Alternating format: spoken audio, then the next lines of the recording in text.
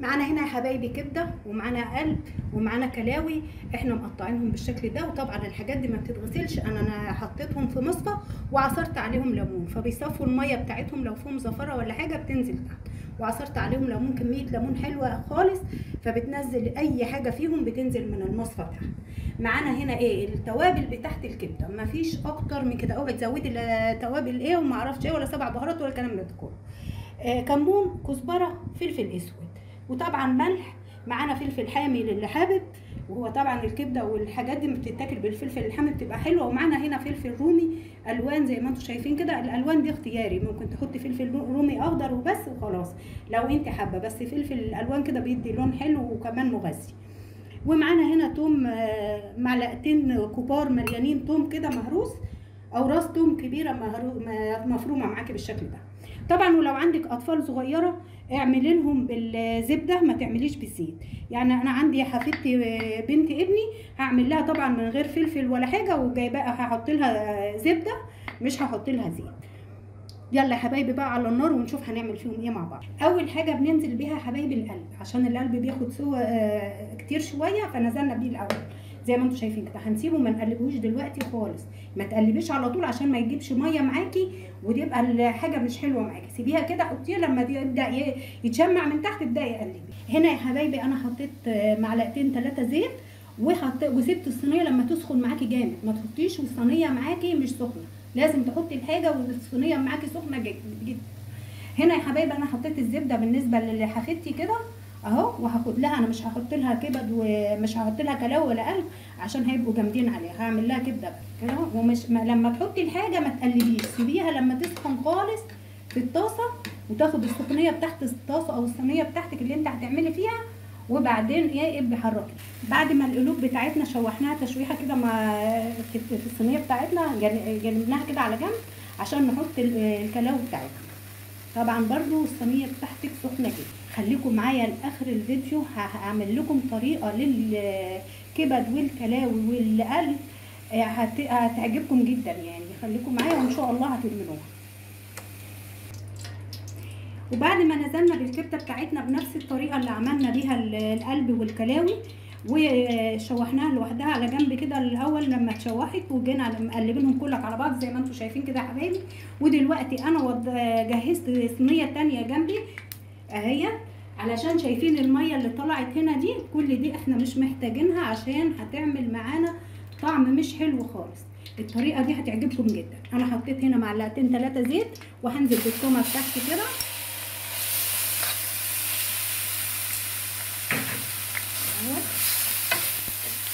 ما تخليهاش تاخد لون منك، يا دوب كده الريحه بتاعت الثوم بتاعتك تطلع كده. بدات الريحه اهي تطلع.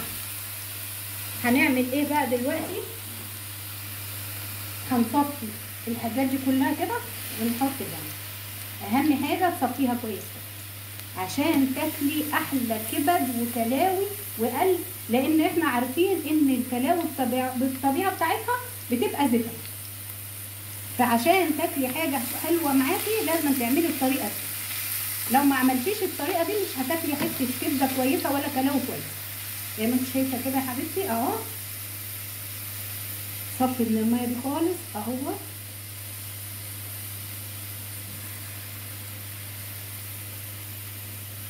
هخلص كل الكميه كده وارجع له كده يا حبايبي. بعد ما غيرنا ما قلبنا الميكس بتاعنا بتاع الكبد والكلاوي والقلب زي ما انتم شايفين كده، ونشلناهم من الطاسه الثانيه وحطيناهم في الطاسه النظيفه ديت مع الزيت والثوم. شايفين الجمال والروعه، الريحه مش قادره اقول لكم بقى على جمالها، تحفه جدا. جربوا الطريقه دي بجد هتشكروني عليها، ويا ريت لو عملتوها بنفس الطريقه دي وعجبتكم ما تنسوش تدعوا لي دعوه حلوه كده من قلبكم. ادي يا حبايبي التوابل بتاعتنا قلبتها كده على بعض، الفلفل الاسود والكمون والكزبره زي ما انتم شايفين اهم، مش اكتر من كده. لا تحطيش بقى 7 بهارات ولا ما اعرفش ايه، هي دي توابل الكبده.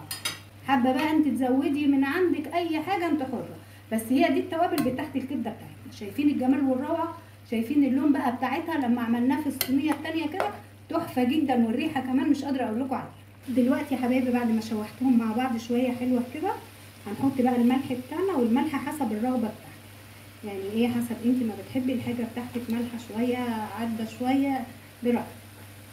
زي ما انتم شايفين كده، وملحي ودوقي. دلوقتي بقى الفلفل ده سبايسي جامد، يعني اللي بيحب السبايسي ما تحطوش كتير، يعني ايه، حطوا بقى حسب انت بقى ما بتحبي برضه، يعني انا مش هكتر لانه حراق جامد.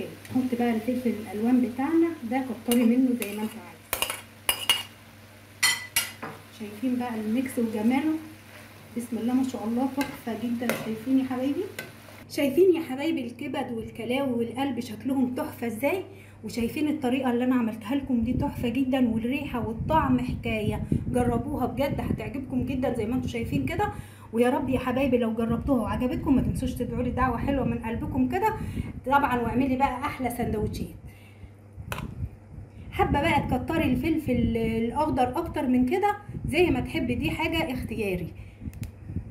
مش عايزه احط فلفل الوان يا ام احمد، ما عنديش، ما تحطيش، ده حاجه برضو ايه كده حاطينها لزوم اللون، يعني بتدي لون حلو وبتدي ميكس حلو كده معاكي. شايفه تحشي السندوتشات بتاعتك بسم الله ما شاء الله تحفه. على فكره العيش الفينو ده انا عاملاه في البيت، شايفين الجمال والروعه بتاعه، احلى من الجاهز والله اهو. شايفين انا عاملاه في البيت.